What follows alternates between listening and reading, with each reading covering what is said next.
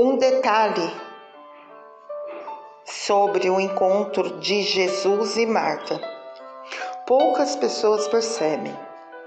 Quando Jesus chegou, Lázaro estava morto. O povo todo estava desesperado.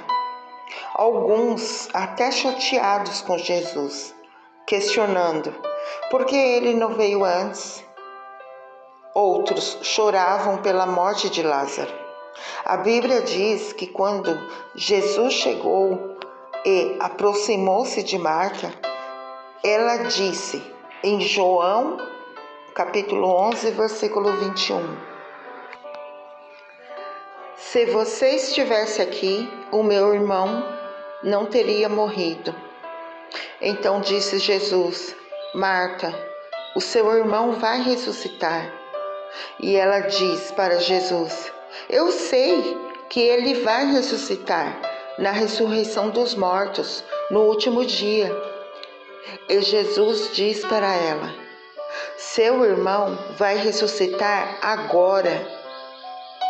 O interessante nesse encontro é que a primeira coisa que Marta faz é jogar Jesus no passado. Se você tivesse se movido antes, se você tivesse chegado antes, se você tivesse interferido antes.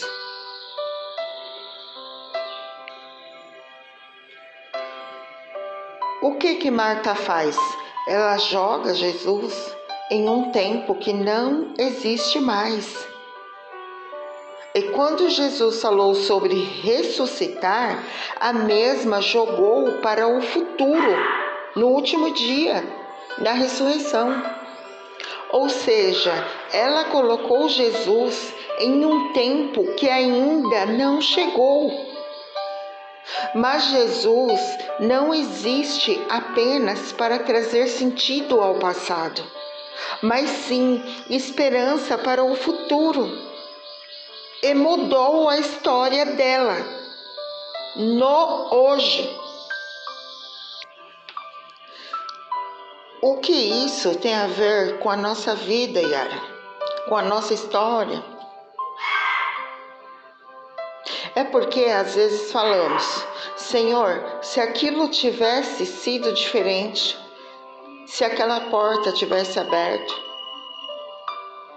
um pouco antes, se aquele negócio tivesse sido fechado, se aquela entrevista tivesse dado certo, se aquele convite para aquela empresa tivesse acontecido, se eu não tivesse falado o que falei, se eu não tivesse feito as alianças que eu fiz. Jesus te diz. Jesus te diz hoje: pare de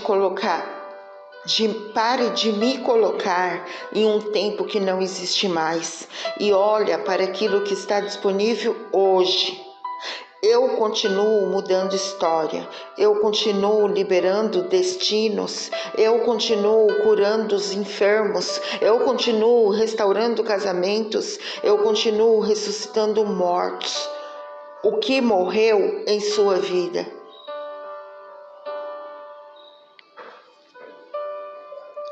O mesmo Deus que fez o passado continua fazendo hoje. Durante a nossa jornada de fé, precisamos escolher que Jesus é suficiente.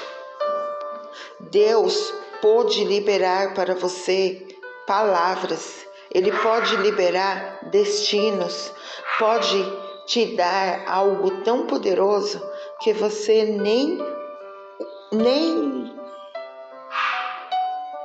ousaria um dia imaginar. Ele pode mudar para sempre a sua história.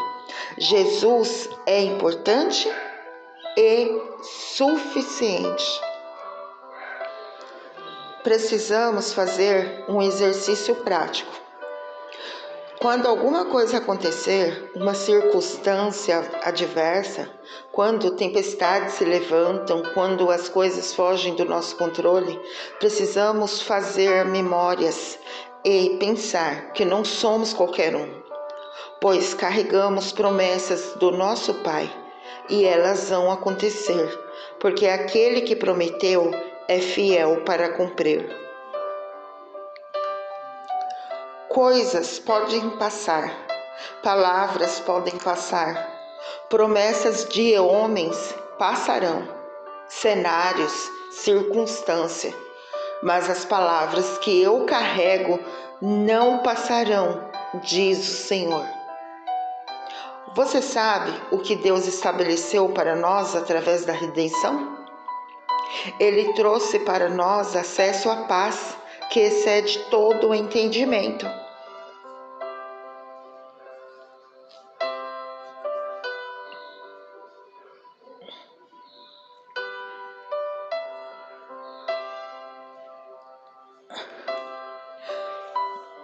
Filipenses 4:7.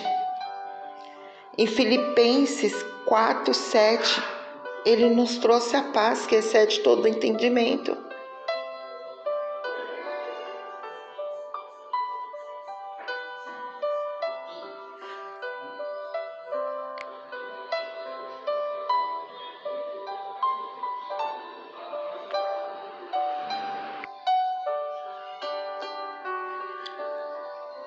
Temos acesso a Filipenses 4:7.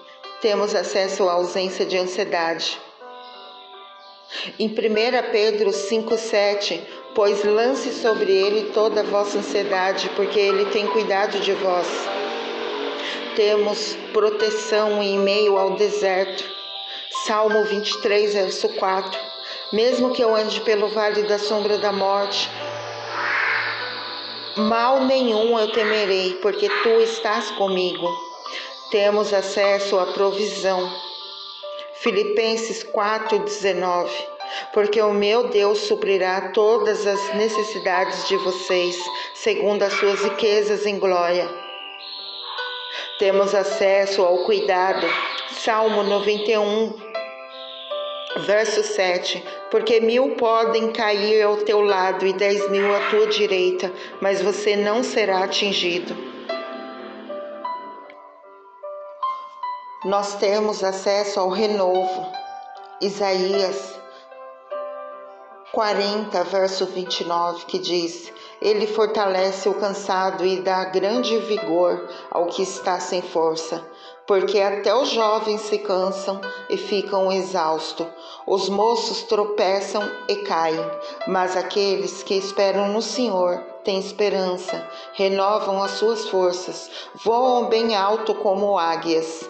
Eles correm e não ficam exaustos, eles andam e não se cansam. Deus nos dá descanso. Mateus 11:28 diz: Pois vinde a mim, todos vós que estáis cansados e sobrecarregados, que eu vos aliviarei. Tomai sobre vós o meu jugo e aprendei de mim, que sou manso. Existem todas essas realidades, mas precisamos entender que elas estão disponíveis, não ontem, não amanhã, mas hoje.